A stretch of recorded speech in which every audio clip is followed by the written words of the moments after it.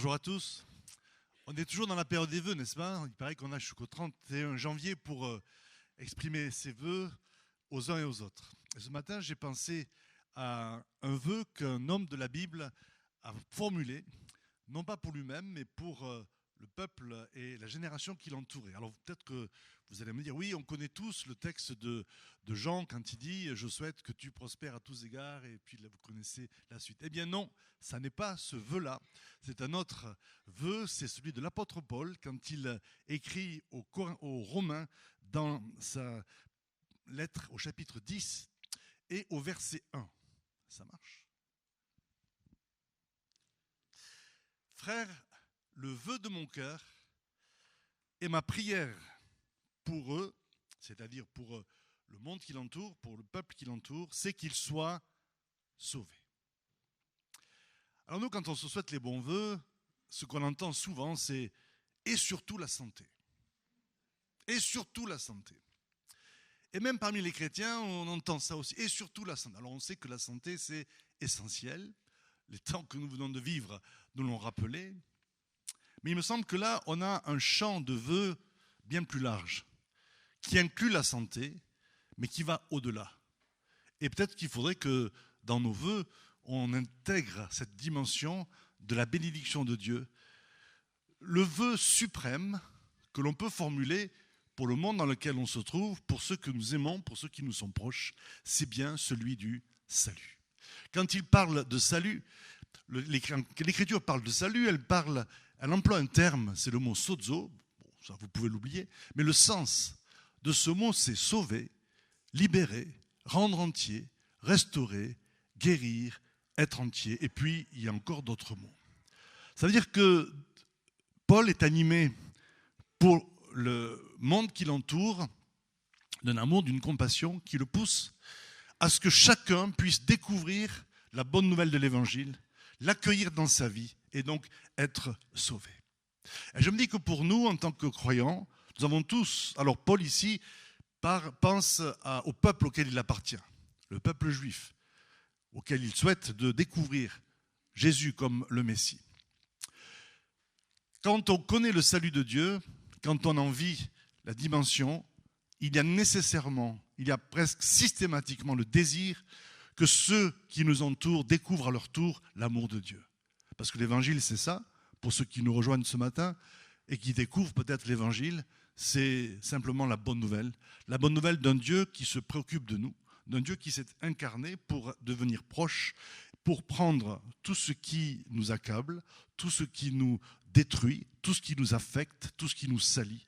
Il l'a pris sur lui, sur la croix, c'est le Christ, et il en a subi les effets, il en a triomphé par la résurrection, et il accorde à ceux qui se confient en lui et se tournent vers lui, comme on l'a fait ce matin pour célébrer sa bonté et ses bienfaits, il accorde la libération. Il nous réconcilie avec Dieu, que l'on découvre comme un Père, comme un Dieu qui se préoccupe de nous et qui est attentif à chacune de nos voies. Et ça amène une dimension de liberté, une dimension de restauration, une dimension de plénitude que la Bible appelle le salut. Le salut, ce n'est pas simplement aller au ciel, comme on pourrait parfois le penser, mais c'est accueillir tout le projet de Dieu, toute la grâce, toute la bonté, toute la bienveillance de Dieu qu'on a célébré ce matin, c'est l'accueillir dans sa vie pour des changements et des transformations. Alors bien sûr, dans le temps dans lequel nous vivons, on pourrait souhaiter, et c'est juste, la paix. La paix en Europe, la paix en Ukraine. Et on prie pour ça.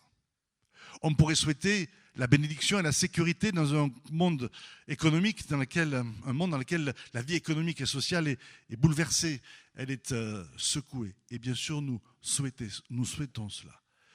Mais en plus de cela, avec ces dimensions qui sont justes, y compris la dimension de la santé, et surtout la santé. Il faudrait que peut-être dans nos cœurs, il y ait un élargissement de nos vœux à celui du salut. Et il me semble que pour ça, et là je m'adresse à ceux qui connaissent le salut, qui en vivent la dimension, l'expérience au quotidien, il y a besoin aussi d'un travail de Dieu dans nos cœurs, parce que le risque que nous courons en tant qu'Église, en tant que croyants, c'est que bénéficiant de l'amour et de la grâce de Dieu, finalement on se replie sur soi, on garde cette dimension pour soi, on se l'approprie, on en bénéficie, on vient le dimanche, on rend grâce à Dieu, et puis c'est bon de savoir que sa famille est au bénéfice de la grâce de Dieu, que notre santé aussi. Et puis voilà, l'horizon se rétrécit. Et Paul nous invite à une transformation. Une transformation, c'est, me semble-t-il, le thème de cette année, non? C'est ça? Et je voudrais vous parler d'une transformation, justement, de nos cœurs. En tout cas, même si ce n'est pas nouveau, d'un point dans lequel il peut y avoir encore des transformations, encore un élargissement.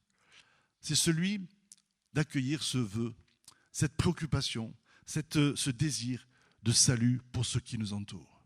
Et pouvoir dire pour notre famille, pour notre lieu de travail, pour ceux que l'on côtoie au quotidien, le vœu de mon cœur, c'est qu'ils soient sauvés. Paul ira plus loin encore dans les versets qui entourent ce passage. Il dira, je souhaiterais même être moi-même anathème, ça veut dire rejeté par Dieu, ce qui quand même, pour que ma génération connaisse l'amour de Dieu. On voit qu'il y a dans son cœur une passion qui brûle pour Dieu, c'est sûr, mais une passion qui brûle pour sa génération. Et peut-être que dans ce début d'année, on pourrait prier pour que dans nos vies, tout ce qui est marqué par le repli, par l'égoïsme, par l'individualisme, soit élargi, soit transformé pour accueillir cette passion pour le salut de ceux qui nous entourent. Et qu'on puisse se dire à la fin de ces moments pendant lesquels je vais partager quelques principes de la parole de Dieu sur ce point, eh bien, le vœu de mon cœur pour telle ou telle personne, mon entourage, mon quartier, mon village, le vœu de mon cœur, c'est qu'il soit sauvé. Cette transformation, cet élargissement, elle va aboutir à la croissance de l'évangile, la croissance numérique de l'Église. J'étais vendredi soir au vœu du maire de mon village. Et là, on voit des gens que l'on ne voit pas tout au long de l'année, mais que l'on croise comme ça, et puis qu'on connaît depuis des années. Et j'étais affecté par le fait que la maladie, parfois les malheurs frappaient telle ou telle famille. Je l'ai découvert parce qu'on n'avait pas eu de contact avec ces gens. Que de malheurs autour de nous, que de souffrance, on le sait. Mais ça a été un moment un peu douloureux. Et je me dis, le vœu de mon cœur, pour ces personnes qui traversent des difficultés, c'est qu'elles soient sauvées. Pourtant, je suis dans le village, on est voisins. Bon, vous savez, dans le Gers, les villages sont... la densité de la population, elle n'est pas très forte, donc on est assez loin géographiquement, mais on est dans le même village. Et puis on voit que telle personne, tout d'un coup, que l'on connaissait, pleine d'élan, pleine de force, est atteinte d'Alzheimer. Un jeune agriculteur qui a une grande exploitation, a une maladie qui risque d'être fatale dans les années qui viennent, et ainsi de suite. Voilà autant de gens que nous côtoyons et que je côtoie, et dont j'avais été ignorant de la difficulté et des besoins. Eh bien, j'ai envie de dire, Seigneur, mets-moi dans mon cœur pour ces personnes, et puis pour d'autres encore. Et peut-être que vous pouvez vous joindre à cette prière, vous aussi, pour ceux qui vous entourent. Mets dans mon cœur ce vœu, le vœu du salut. Ça ne veut pas dire qu'on va leur dire soyez sauvés, c'est pas ça que je veux dire, mais qu'il y ait vraiment une volonté, une détermination à voir le salut se répandre dans notre région, dans notre entourage, n'est-ce pas? Ça, c'est la prière. Le vœu de mon cœur, c'est qu'il soit sauvé. Que cette année, il y ait une transformation, un élargissement qui nous amène à soupirer à cela, plus que jamais, même si je sais que c'est le cas déjà pour plusieurs d'entre nous, mais qui est comme une marque de Dieu dans ce début d'année pour qu'on s'attende à ce que le salut de Dieu se répande dans notre entourage. Alors, pour ça, il faut rappeler la mission de l'Église. C'est quoi la raison d'être de l'Église? Et souvent, on rappelle cela, je l'ai déjà dit à plusieurs reprises, c'est qu'il y a la mission de l'Église ou le ministère de l'Église se dirige dans 3 directions. Vous n'allez pas apprendre grand-chose sur ce plan-là, mais peut-être que les conséquences de cela ont besoin d'être rappelées. Première raison d'être de l'Église, c'est son ministère envers Dieu, celui que nous avons rendu ce matin. Ce matin, nous avons rendu un culte de louange à notre Dieu. On est rassemblés pour dire la bonté, la grâce de Dieu, pour chanter ensemble ses louanges. Et ça, c'est exactement ce que Paul nous dit dans l'Épître aux Éphésiens et dans d'autres textes aussi de l'Écriture, c'est que nous sommes le peuple que Dieu s'est acquis pour célébrer sa gloire. La gloire de sa grâce, afin que nous servions à célébrer sa gloire. C'est vrai dans ce verset 12 du chapitre 1 d'Éphésiens, mais un peu plus loin, il est dit, afin de célébrer la louange de sa grâce. La gloire de sa grâce. C'est notre raison d'être, au quotidien. Pas simplement le dimanche quand on est rassemblés, mais l'œuvre que Dieu fait en nous, l'œuvre de grâce, qui nous restaure, qui restaure nos familles, qui nous restaure dans notre identité, qui nous apaise, cette sérénité que l'on ressent, que l'on vit parce qu'on est enfant de Dieu, on est en sécurité dans sa main, même quand le monde est bouleversé. Tout ce que nous recevons, le pardon de nos péchés, le fait de pouvoir relever la tête, d'être justifié, de dire je ne suis plus sous la culpabilité, il n'y a plus d'accusation pour ceux qui sont en Jésus-Christ, je marche dans la liberté des enfants de Dieu, non pas avec arrogance, mais dans le triomphe et la victoire du salut de Dieu. Tout cela rend grâce et rend gloire à Dieu. Et à travers nos engagements du quotidien, à travers notre façon d'être au travail, à travers notre comportement dans la rue, ah oui, au quotidien, nous reflétons la gloire de Dieu. Nous contribuons à célébrer la gloire de Dieu. Vous saviez cela ? Peut-être que quand vous allez dans la rue, avec le souci des courses, le souci du temps qu'il fait, ça, on n'a pas trop l'impression d'être le reflet de la gloire de Dieu. Pourtant, c'est cela. Nous servons à cela. Nous sommes pour le monde qui nous entoure une lettre ouverte. Il y a des gens qui n'auront pas d'autre contact avec Dieu que le contact qu'ils ont avec vous. Bien sûr, Dieu peut agir par son esprit et se révéler à qui il veut. Mais c'est à travers les témoins que nous sommes qu'il se révèle à ceux qui ne le connaissent pas. Nous sommes le point de contact entre Dieu et le monde qui nous entoure. Parfois on l'oublie. On est tellement centré à nouveau sur nous-mêmes, tellement préoccupé par notre quotidien. Et pourtant, c'est notre vocation. Et c'est ça, servir à célébrer sa gloire. Tout ce que Dieu fait dans nos vies a un retentissement qui dépasse notre propre vie, qui touche l'environnement dans lequel nous sommes. Même ce matin, quand nous sommes rassemblés, nous ne sommes pas rassemblés là pour être bien entre nous, même si on est bien entre nous. Nous sommes rassemblés pour célébrer la louange de sa gloire et ce que je crois, c'est ce qu'on dit régulièrement, ce que je crois que cette présence de Dieu qui est ici, elle déborde ce lieu. Elle touche les quartiers, elle touche la ville, elle touche les nations. De toutes les nations, aujourd'hui, il y a un concert de louanges qui monte vers Dieu, et pas qu'aujourd'hui. Et tout ça, ça a un impact sur le monde. Nous célébrons la gloire de Dieu. Et vous me direz, mais alors dans ce cas, pourquoi est-ce que le monde va aussi mal ? Eh bien, le monde irait encore plus mal s'il n'y avait pas ce peuple de Dieu qui célèbre la louange de sa gloire. Oui, des fois, on a vite fait de transformer les choses. Ah mais oui, mais si Dieu... attendez.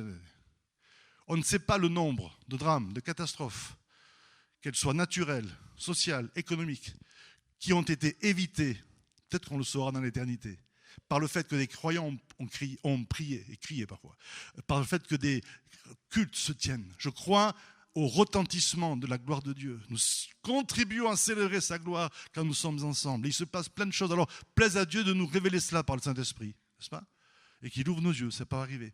Mais je crois, quand nous célébrons Dieu, nous ne le célébrons pas pour nous-mêmes, nous célébrons sa gloire qui a un impact sur le monde, dans les quartiers, dans les cités, dans les maisons. Il y a des gens qui cherchent Dieu dans le secret de leur cœur, dans le secret de leur être intérieur. Pendant que nous célébrons sa gloire, le ciel s'ouvre et le Saint-Esprit peut les toucher. Peut-être que nous ne le verrons pas, peu importe, mais néanmoins, c'est à cela que nous servons et c'est cela que Dieu fait. Vous le croyez cela ? Ça rend nos cultes encore plus intéressants, vous ne trouvez pas ? Si on est là, centré sur soi, dire « Oh, ça fait du bien ». Oui, non, mais ça, il n'y a pas de problème. Il faut jouir de la présence de Dieu. Mais avec cette conviction, cette perception que nous servons à célébrer sa gloire. Et nous remplissons cette terre de sa gloire. Nous contribuons à remplir cette terre de la gloire de Dieu. Et demain au travail, ce ne sera pas la même chose. Vous le croyez, ça ? Je vais insister. Vous le croyez vraiment ? Eh oui, mais bon, il faut... Non, ce ne sera pas la même chose demain, parce qu'aujourd'hui, on a progressé dans la célébration de la gloire de Dieu. Amen. Votre quartier va être transformé. Vos relations avec ceux qui vous entourent vont être rendues légères, apaisées, sereines, et ainsi de suite. Attendez-vous. On célèbre les bienfaits de Dieu. Il faut bien s'y attendre aussi. Et c'est vraiment important. Nous célébrons, nous servons donc à célébrer la gloire de Dieu. C'est le ministère que nous rendons à Dieu. Et on pourrait, sur ce point, encore développer, mais ce n'est pas le centre de mon message. Ça, c'est notre ministère envers Dieu, et il est premier. Dieu a voulu se créer un peuple qui lui appartienne pour pouvoir révéler au monde qui il est. Et c'est ça, l'Église. Et puis nous avons un ministère envers nous-mêmes, envers l'Église. Et parmi les nombreux textes qui expliquent ce que l'Église doit faire envers ses membres, ce que nous devons les uns aux autres, il y a ce texte de Actes 9 qui dit, voilà, l'Église marchait dans la crainte du Seigneur, elle s'édifiait. L'Église, le sens de notre relation fraternelle, c'est de nous édifier, c'est-à-dire de nous construire, de nous bâtir, de nous faire du bien, pas de nous blesser, pas de nous ignorer, pas de nous faire du mal, mais de nous construire. C'est le but de toute relation. Pourquoi est-ce que les relations sont tellement importantes dans la Bible, dans le couple, dans la famille, dans la société, dans l'Église? C'est parce que c'est à travers les uns et les autres que nous nous construisons. Par l'amour que nous recevons et que nous donnons les uns aux autres, eh bien, il y a des choses qui se passent dans notre être intérieur. On se fait du bien. On ne peut pas vivre sa vie chrétienne tout seul.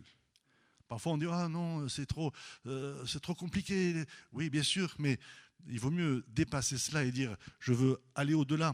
Des difficultés parfois de relations, de compréhension, mais je veux vivre le trésor de la relation fraternelle, parce que je ne peux pas grandir tout seul. Il n'y a pas de transformation tout seul. Vous savez ça? Transformation, oui, elle passe par les relations que j'ai avec les uns et les autres, et qui parfois peuvent être douloureuses. Non pas pour me faire mal comme une fin en soi, mais parce que je prends conscience de mes blessures, je prends conscience de mes fragilités, et du coup, je peux les apporter à Dieu pour être transformé. Donc ça, c'est le ministère de l'Église envers nous-mêmes, envers elle-même, à travers le soin pastoral, à travers l'enseignement, la formation. C'est important, c'est la vie de l'Église. Mais je le place en deuxième. Et tout ça n'est pas une finalité. C'est ça que je voulais souligner. Parce que le ministère qui nous attend, la finalité, c'est, je l'ai peut-être déjà évoqué dans le premier point, c'est de travailler à ce que tous ceux qui nous entourent et toutes les nations deviennent des disciples. Nous n'existons pas pour nous-mêmes, nous existons pour le monde qui nous entoure. Allez, faites de toutes les nations des disciples.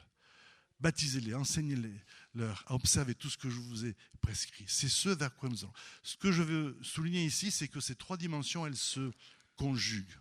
Il ne s'agit pas de les séparer. Mais si on ne les conjugue pas de la bonne façon, alors on perd le sens de notre mission. Je vais m'expliquer. Parfois, on peut être tenté de privilégier le premier ministère envers Dieu. Présence de Dieu, présence de Dieu, présence de Dieu, présence. Et c'est important, c'est essentiel. Mais si ça devient une finalité, si on ne prend pas conscience, comme je l'évoquais il y a quelques instants, que cette présence de Dieu elle est là pour déborder, pour remplir le monde dans lequel nous sommes, alors nous perdons le sens de notre mission. Parfois, on pense à l'Église comme le lieu dans lequel on va être pris en charge. On va prendre soin de nous. Comme si c'était une fin en soi. Si je fais ça, ça montre que je suis centré sur moi-même, mais je ne suis pas dans la finalité de l'Église. La finalité de l'Église, c'est que nous allions vers le monde qui nous entoure et que le monde soit sauvé. Vous dire, mais j'ai besoin de l'Église, j'ai besoin d'être pris en charge, d'être accompagné. Évidemment, l'Église a besoin de s'édifier. Mais si je me sers de l'Église, et si je ne vis l'Église que dans l'intérêt de ma personne et que dans la réponse à mes besoins, je ne suis plus dans une Église, dans ma tête. Je suis dans un club dont j'attends, et même dans une idole dont j'attends qu'elle pourvoie mes besoins. Dans l'Église, on est là pour se donner les uns aux autres, mais c'est Dieu qui pourvoit aux besoins des uns et des autres.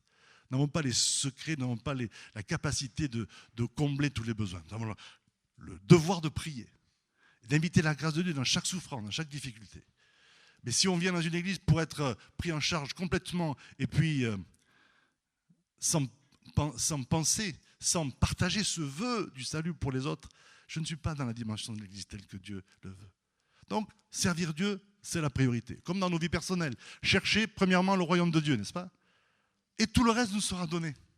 Et quand l'Église cherche le royaume de Dieu par sa présence, eh bien alors, du coup, oui, les relations fraternelles sont facilitées. À ce moment-là, l'amour de Dieu nous lie les uns aux autres, dans le bon sens du terme. On trouve le bienfait, le bénéfice. Mais cet amour nous envoie vers le monde. Et voilà la phrase qui peut-être résume ces trois dimensions de l'Église. L'amour pour Dieu, la présence de Dieu, la recherche de sa présence, n'est pas une fin en soi. Elle ne nous isole pas du monde dans lequel nous sommes. Elle ne nous isole pas les uns des autres. La présence de Dieu nous rassemble. Si l'amour de Dieu répandu dans nos cœurs ne nous rassemble pas, ce n'est pas l'amour de Dieu. L'apôtre Paul dit, si tu aimes Dieu, tu aimes ton prochain. Si tu n'aimes pas ton prochain que tu vois, tu ne dis pas que tu aimes Dieu que tu ne vois pas. Donc l'amour de Dieu nous envoie les uns vers les autres. Avec tout le processus, et puis il nous envoie, il nous lie les uns aux autres et il nous envoie dans le monde pour pouvoir servir ce monde. Alors ce que je veux dire ici ce matin, je voudrais revenir sur un point important qui me semble être notre attitude envers le monde entre guillemets, c'est l'environnement dans lequel nous sommes. Revoir cela. Moi, je vous invite à vivre ce mois de janvier, entre autres, en plus de tout ce que vous avez pu recevoir comme exhortation déjà par les uns ou les autres. Repenser notre relation au monde qui nous entoure, au travail, dans le quartier, dans le village pour moi, en général. Le royaume de Dieu, l'expérience du salut change notre relation avec l'environnement et nous amène dans une relation de proximité. J'aime beaucoup la parole de Paul qui nous parle de cette solidarité que nous devons avoir avec le monde dans lequel nous nous trouvons. Au chapitre 2 des Éphésiens, Paul dit, oui, le monde dans lequel nous sommes est marqué par la puissance du prince de l'air, par la révolte, par la rébellion. Il décrit le monde tel qu'il est dans sa violence, dans sa souffrance, dans ses fragilités. Et puis là, cette présence d'esprit de dire au verset qui est affiché là, nous tous aussi, nous étions de leur nombre. Nous nous conduisions autrefois selon nos convoitises charnelles. Nous exécutions les volontés de notre chair et de nos pensées, et nous étions par nature des enfants de colère comme les autres. Qu'est-ce que veut Paul ici ? Il veut prévenir ce qui est très facile dans nos cœurs, c'est de créer une séparation à partir du salut, une séparation avec le monde dans lequel nous nous trouvons, mentale, dans nos têtes. C'est pas si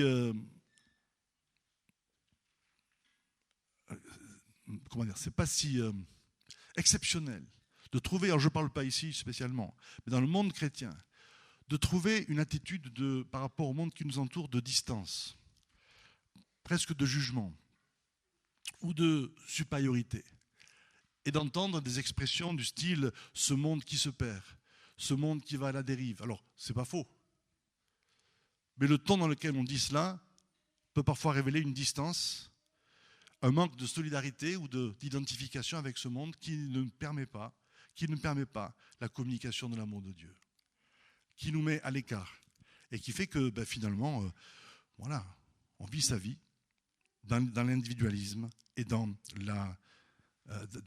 l'éloignement. Réfléchissez à votre comportement au quotidien et peut-être que vous découvrirez dans certains domaines combien ce risque-là s'est manifesté et combien il faut changer d'attitude. Encore. On appelle Jésus l'ami des pécheurs. Vous savez cela. L'ami des publicains. Un des plus grands reproches qu'on a fait à Jésus, c'est d'être avec ceux que le monde religieux repoussait et délaissait. Ça a été, on l'appelait celui qui buvait, celui qui mangeait. Alors je ne pense pas que le Seigneur dépassait les limites et tombait dans la licence. Mais n'empêche que c'est comme ça que le monde religieux voyait Jésus. Mais la démarche du Seigneur, c'était d'être avec, d'être au cœur de la souffrance et de la génération dans laquelle il se trouve, pour laquelle il avait été envoyé. Peu importe la réputation, peu importe le regard que le monde religieux portait sur lui, et à la limite, oui, plus que peu importe, le choix, c'était d'être avec. Et il faut qu'en tant que croyant individuel, mais en tant qu'Église, s'il doit y avoir une transformation, ça doit être dans ce sens-là. Aller toujours plus vers, être toujours plus avec. Et comment est-ce qu'on pourrait encore améliorer notre présence individuellement, collectivement, auprès du monde, au cœur des souffrances, au cœur des préoccupations, au cœur des tensions? Comment est-ce qu'on pourrait encore franchir les limites, franchir les murs derrière lesquels on peut se réfugier, derrière lesquels on peut se protéger? Parfois, dans l'Église chrétienne, et notamment évangélique, il y a cette volonté un peu de se protéger, de se séparer. Et c'est vrai que nous n'avons pas à adopter la culture du monde telle qu'on la voit, marquée par les rivalités, les divisions, les haines, l'orgueil, les prétentions. Tout cela, c'est, bon, pour ne prendre que quelques exemples, ça ne peut pas être dans notre comportement. Et de ça, il faut se séparer. Mais de la culture dans laquelle nous sommes, du monde dans lequel nous nous trouvons, par contre, il faut se rapprocher. Et se rapprocher toujours plus. Aujourd'hui, ce que je constate, et c'est vraiment un mouvement de l'Esprit de Dieu dans toutes les églises, c'est les multiples initiatives. Au-delà des cultes, au-delà des réunions habituelles, qui sont importantes, les multiples initiatives créatives, innovantes, d'aller vers. Des cafés solidaires se créent partout. J'étais il y a quelque temps dans un café à Paris, qui faisait un des meilleurs cafés que j'ai jamais bu. Donc voilà, en plus, quand c'est fait avec qualité, c'est encore mieux. Et un café ouvert à tout le monde. Les épiceries sociales vont dans ce sens-là. Et tellement d'autres initiatives, je ne vais pas en faire la liste, qui consistent à ouvrir les portes. Tout ce que nous faisons ici dans des événements où on invite, je pense à ce qui se faisait avant le confinement et qui va peut-être recommencer, mais je pense au vide-grenier. Ce n'est pas de l'animation. Ce n'est pas pour mettre un peu de peps dans la vie de l'église et dire voilà. Non. Derrière, il y a une stratégie, il y a une détermination. C'est que les gens ne voient plus ce lieu comme étant un lieu religieux, même si on y parle de Dieu. Et qu'ils y entrent par un autre biais que la pratique religieuse. Ce lieu a été rempli, alors je prends cet exemple, mais il y en a eu d'autres depuis, d'autres initiatives, mais je pense à celle-là. Ce lieu a été rempli de bibelots de toutes sortes. De toutes sortes. De toutes sortes. Ce lieu, y compris l'extérieur, mais ce lieu, là où on adore Dieu, là où on proclame la sainteté de Dieu, ben oui. Et alors? Et les gens disent là, on est bien ici. Ben oui, vous êtes bien, vous êtes chez vous. Mais vous voyez, au-delà de l'animation, au-delà de l'événement, il faut que ce soit une détermination dans notre culture. Ne pas se couper, ne pas se fermer, ne pas bâtir des murs, mais construire des ponts, comme on le dit parfois. Être présent. Et il faut pour ça une transformation parfois. Parce qu'il y a toujours un domaine dans lequel on a tendance à se replier sur soi-même et à vivre quelque part dans le repli. Je vais passer rapidement là-dessus. La vision du royaume de Dieu transforme notre relation au monde. Alors pour ça, pour que cette transformation continue, je vais donner quelques pistes de réflexion pour pouvoir développer cette culture qui consiste à ouvrir son cœur, ouvrir les murs de nos cœurs, les murs même de notre bâtiment pour pouvoir avancer, pour que la transformation se poursuive et que jamais nous ne soyons enfermés dans notre sécurité de croyants. Cette ouverture vers le monde, elle doit être... alors ça touche notre conception de l'évangélisation, mais plus largement, vous l'avez compris, au sens très très large. Elle doit être motivée par l'amour et non par la culpabilité. Parfois, on rencontre parmi les chrétiens une espèce de pression, oui c'est ça, il faut que je témoigne, il faut que je gagne des gens. Et cette pression-là, alors vous me direz, oui, c'est bien ce que Paul disait, le vœu de mon cœur. Non, Paul ailleurs dira que ce n'est pas la culpabilité, ce n'est pas le devoir qui le pousse à aller vers les autres, c'est l'amour. Et il dit l'amour de Dieu, l'amour du Christ nous étreint. Et s'il y a une transformation qui doit toucher nos cœurs, c'est cette révolution de l'amour de Dieu pour notre génération. L'indifférence nous menace. On a beau dire qu'on ne construit pas de mur, qu'on est ouvert, qu'on va vers... C'est déjà bien si c'est le cas. Mais en plus de cela, il faut que cet amour de Dieu, cette compassion de Christ pour le monde, pour ceux qui nous entourent, pour ceux que nous côtoyons, pour ceux parfois avec qui ce n'est pas facile de vivre, de travailler, d'être au quotidien. Cette compassion de Dieu nous habite là. Paul dit l'amour de Christ nous étreint. Je ne suis pas sûr de pouvoir dire ça tout le temps. Non. Parfois c'est le ras-le-bol, parfois c'est l'impatience, parfois voilà. Non. Mais Paul dit, l'amour de Christ nous étreint. Est-ce qu'on pourrait dire, Seigneur, que cette année, pour pouvoir formuler ce vœu du salut avec vérité, avec authenticité, que ton amour nous étreigne. L'amour, vous voulez le dire avec moi ça? L'amour, même si vous ne sentez pas que c'est vraiment la réalité, juste comme une invitation, une proclamation, une prise de position. L'amour du Christ nous étreint. L'amour du Christ nous étreint. Et ça évite tout ce qui est, je disais tout à l'heure, culpabilité. Vous me direz, oui, mais Paul a dit, malheur à moi si je n'évangélise pas. Ah, c'est pas malheur à moi dans le sens de je vais être sous une malédiction. J'ai entendu ça déjà. Hein. Alors ça, c'est une perversion de l'écriture, mais alors à un point maximum. Quoi. Comme quoi on peut. Non, c'est pas une malédiction. Quand il dit malheur à moi, il dit c'est parce que je peux pas retenir la pression de l'amour. Et donc du coup, ça fait encore plus de mal si je n'évangélise pas. Malheur à moi dans ce sens-là. Vous comprenez? Combien de fois on a été culpabilisé par des invitations, des messages ou des formations qui disent il faut que tu parles à Jésus une fois par jour. Et c'est bien de se donner des objectifs, ça c'est pas un problème. Mais si on le fait par culpabilité, ça va donner quoi? Ça va donner des maladresses qui vont être plus négatives et destructrices qu'autre chose.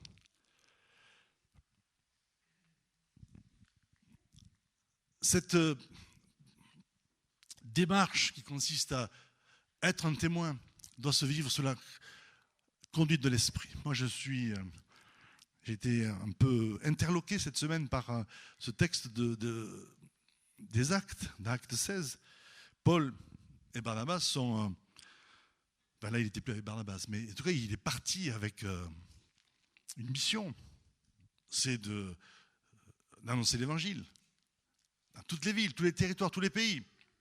Et à un moment donné, dans son projet, dans sa stratégie, le texte nous dit « empêché par le Saint-Esprit d'annoncer la parole ».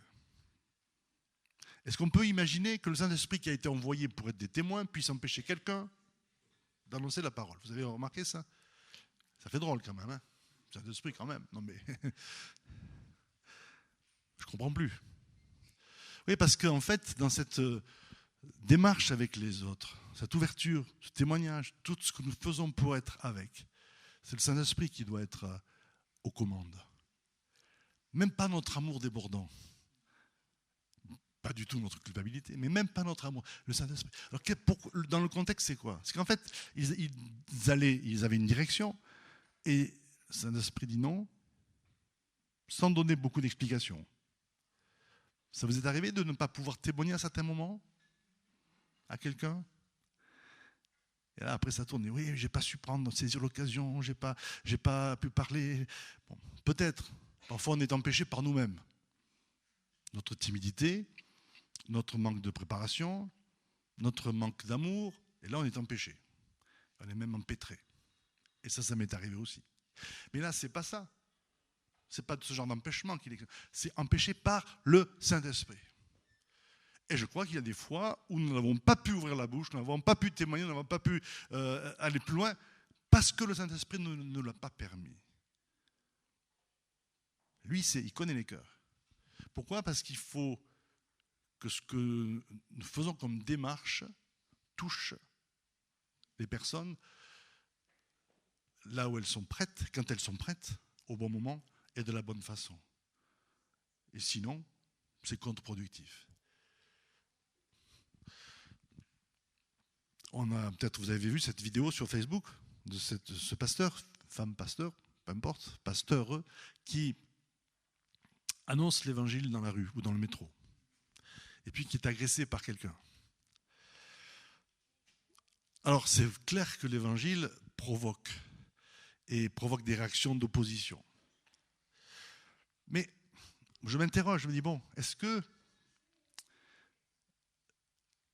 en même temps, notre façon d'annoncer l'évangile de manière un peu intempestive peut fermer encore plus de portes et plus de cœurs?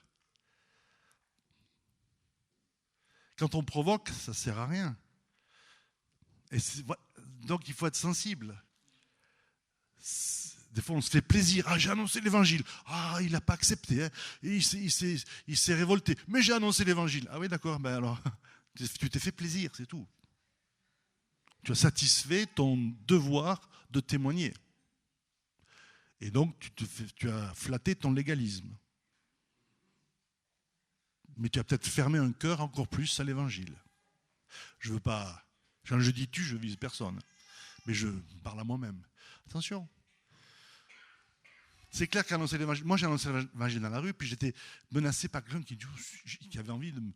Bon. Alors là, je pense qu'il y avait un conflit spirituel, c'est une chose. Mais il y a des gens qui se sentent agressés par des façons trop directes. Et ça ne gagne rien. Ça ne gagne pas les cœurs.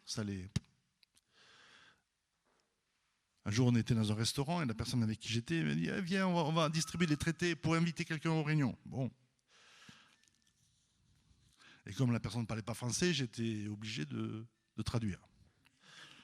Donc je l'accompagnais à contre-cœur parce que, franchement, à moins que Dieu vous le dise, je ne vois pas comment dans dans un restaurant ou une terrasse de restaurant, aller faire le tour des tables comme ça, interrompre les gens pendant qu'ils sont en train de manger, de discuter, et puis donner un traité. Si Dieu vous le dit, faites-le. Si Dieu vous le dit, faites-le. Mais si c'est fait systématiquement, moi je suis plutôt tendance à penser que ça va faire l'effet contraire. Et ça a fait l'effet contraire. Puisque, oh, mais s'il n'y avait pas autant de religions, il n'y aurait pas autant de guerres dans le monde. Et bam, on a donné l'occasion encore à quelqu'un de se révolter, de faire connaître sa souffrance aussi. Sans y répondre, parce qu'on ne peut pas engager la conversation, on ne va pas se mettre à table et dire bon, allez, parlons-en. C'est pas possible. Donc voilà, on suscite des réactions sans pouvoir y répondre. Zut, quoi, pardon, je sais pas, mais il faut arrêter. Mais on se fait plaisir. On a annoncé l'évangile. Mon œil. Tu vas bloquer des personnes encore plus. C'est pas pareil. Donc attention. Alors je ne dis pas ça pour mettre la pression, en disant est-ce que je dois, non. Mais tu le sens quand ça vient. Tout d'un coup, quand le Saint-Esprit te conduit, ça pouffe, ça coule. Tu vas trouver les mots, tu vas trouver le bon moment, ça vient. Et la personne ne va peut-être pas accepter sur le moment, mais n'empêche qu'elle va accueillir ce qu'on dit. Et même si elle ne l'accueille pas, parce que c'est sa liberté, on n'aura pas à nous contribuer à fermer le cœur de quelqu'un. Non, moi je crois à cela. Il y a des gens qui ont une capacité de contact immédiat. Il y a des gens qui sont capables de témoigner le temps de 2 étages dans l'ascenseur. C'est bien. Mais autant que ce soit conduit par le Saint-Esprit. Et le Saint-Esprit est là pour nous conduire. Donc faites confiance. Ne vous laissez pas gagner par la culpabilité. Faites confiance au Saint-Esprit. Même si vous n'avez pas parlé à quelqu'un pendant longtemps, ne cédez pas à l'impatience de devoir parler. Laissez le Saint-Esprit conduire. Il ouvrira le chemin, il ouvrira le cœur et il conduira. Vous croyez cela? Tout ça nous invite à comprendre qu'en fait, ce dont on parle, le témoignage, dans toute l'Écriture, c'est une question d'être et non pas de faire. Jésus dit à ses disciples, vous recevrez une puissance, le Saint-Esprit, et vous serez mes témoins. Et il n'a pas dit « et vous témoignerez ». Alors vous me direz « attends, non, faut pas témoigner alors ». Non, je n'ai pas dit ça. Mais le Seigneur insiste sur l'être. Vous recevrez une puissance. Et la puissance du Saint-Esprit, ce n'est pas un bulldozer, d'accord? Parfois, on a une vision de la puissance dans le message, dans le témoignage d'un bulldozer qui rase tout sur le passage. Parfois, ça peut. On a besoin de ça. Mais le Saint-Esprit, c'est pas que ça. Donc, il faut peut-être déconnecter sa compréhension du témoignage ou de la puissance de Dieu comme étant quelque chose qui... Parce que Dieu se révèle de différentes façons.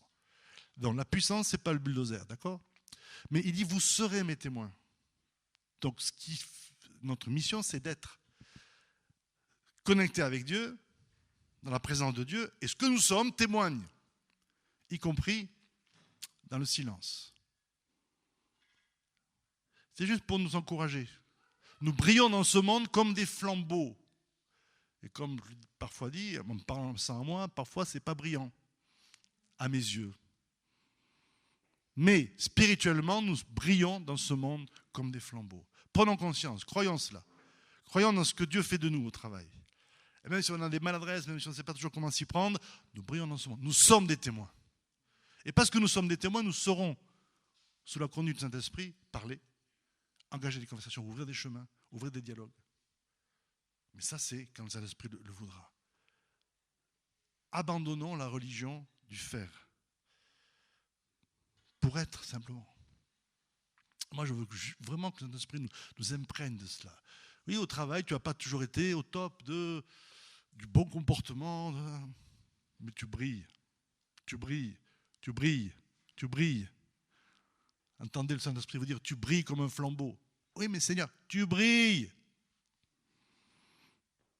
Ça ne nous encourage pas à être maladroit, à multiplier les bêtises et les mauvais comportements. Non, non. Ça veut dire qu'on fait de son mieux. Mais tu brilles. Tu es un témoin. Et ça, c'est vraiment quelque chose qui est important à noter. Parce que, du coup, on trouve la façon de témoigner qui nous convient. Moi, j'ai fait du porte-à-porte. J'ai distribué pas que dans les restaurants, mais dans les quartiers. J'ai prêché dans la rue. Mais c'est vraiment pas mon truc. Je suis heureux de l'avoir fait pour bien vérifier que ce n'est pas mon truc. Mais j'admire ceux qui le font. S'ils sont conduits par l'esprit, etc. Chacun le fait avec sa façon. Cette transformation, c'est aussi... des fois, on est sous la culpabilité. Ah, moi, je ne peux pas être comme un tel, une telle qui témoigne si facilement. Oui, alors ce n'est pas la seule façon. Chacune de nos façons, chacune de nos sensibilités, chacun de nos tempéraments peut être utilisé par Dieu pour briller et pour témoigner, pour être un témoin. Vous comprenez cela?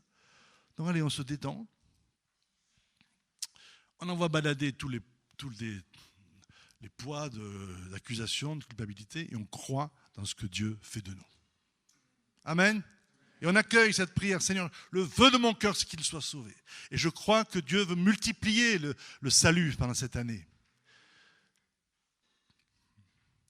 C'est une bonne façon de réagir aux crises que nous vivons, au confinement, crise sanitaire, etc., qui nous amène dans le repli, dans la peur, on n'ose plus.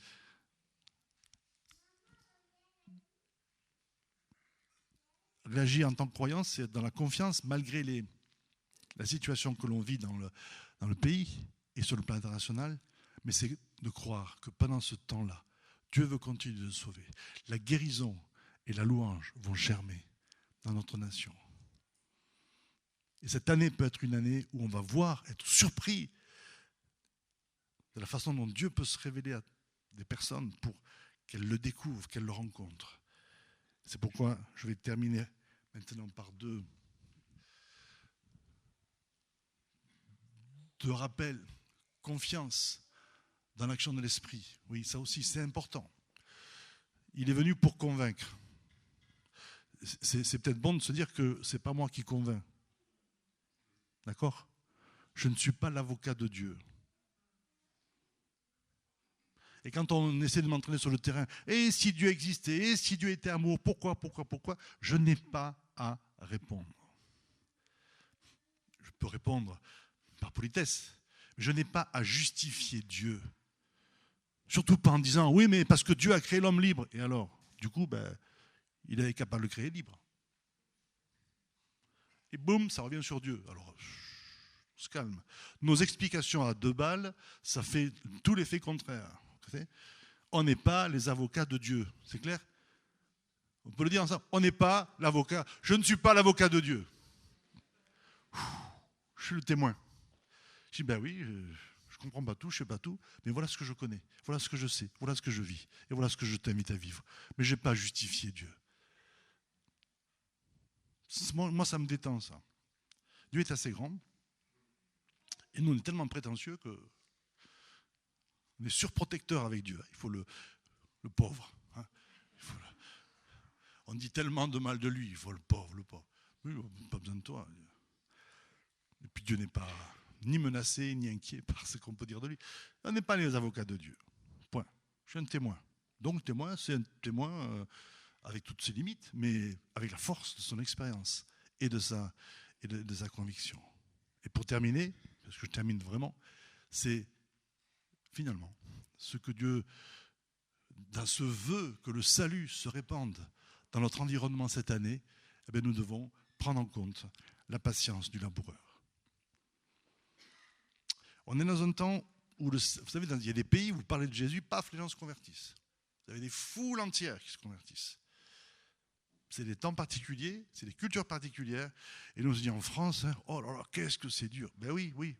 Alors, entre nous, l'une des raisons, c'est que l'Europe a été marquée par le christianisme avec le côté positif, qui amène un climat quand même de paix, de développement, mais avec un effet aussi négatif qui fait que finalement, il y a une résistance qui s'est établie contre l'évangile. Un des pays qui sont tenus par toutes sortes de... qui n'ont pas été marqués, imprégnés pendant des siècles. Il y a parfois la pauvreté, parfois les conflits, mais il y a une ouverture, il y a un degré de pénétration de l'évangile plus grand. Et ça, c'est comme ça. Et parfois aussi avec une persécution.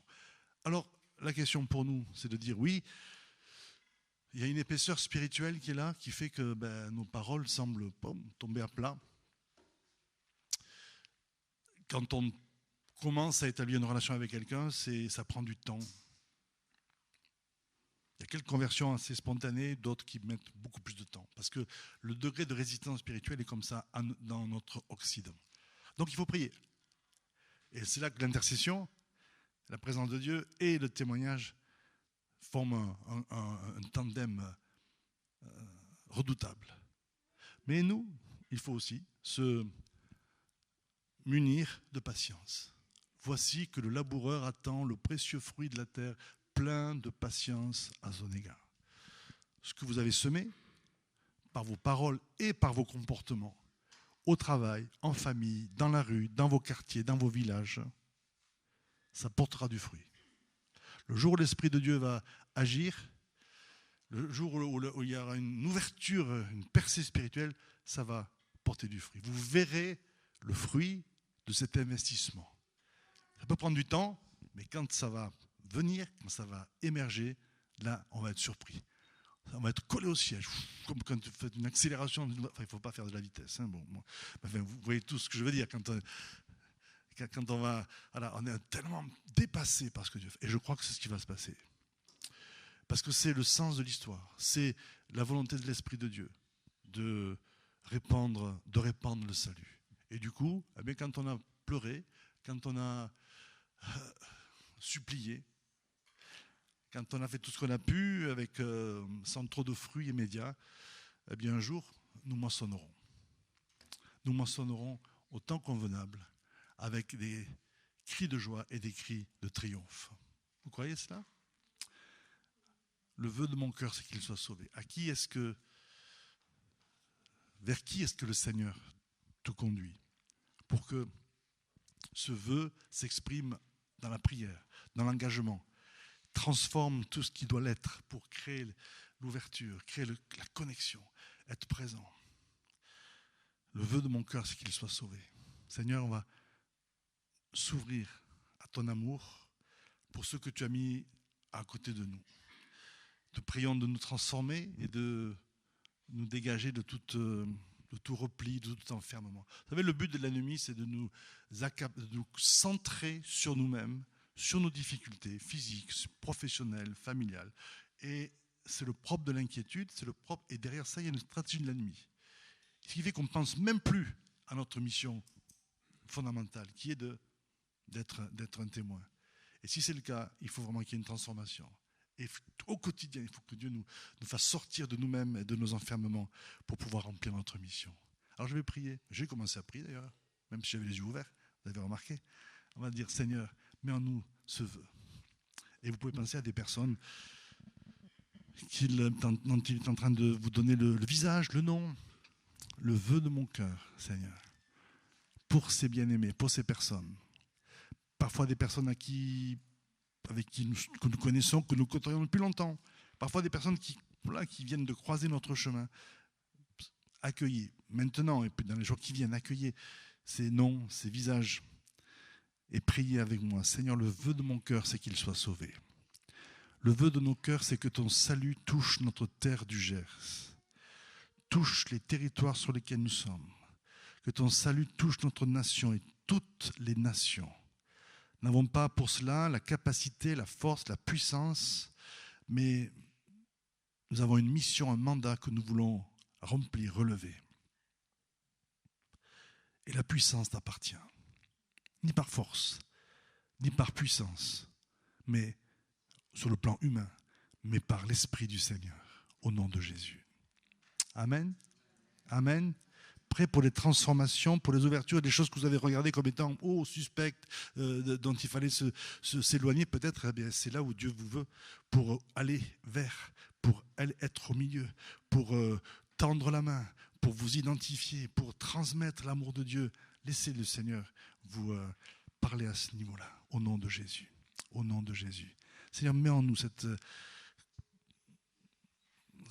culture de l'ouverture, de la grâce qui nous envoie pour célébrer ta gloire et pour communiquer ton amour au nom de Jésus.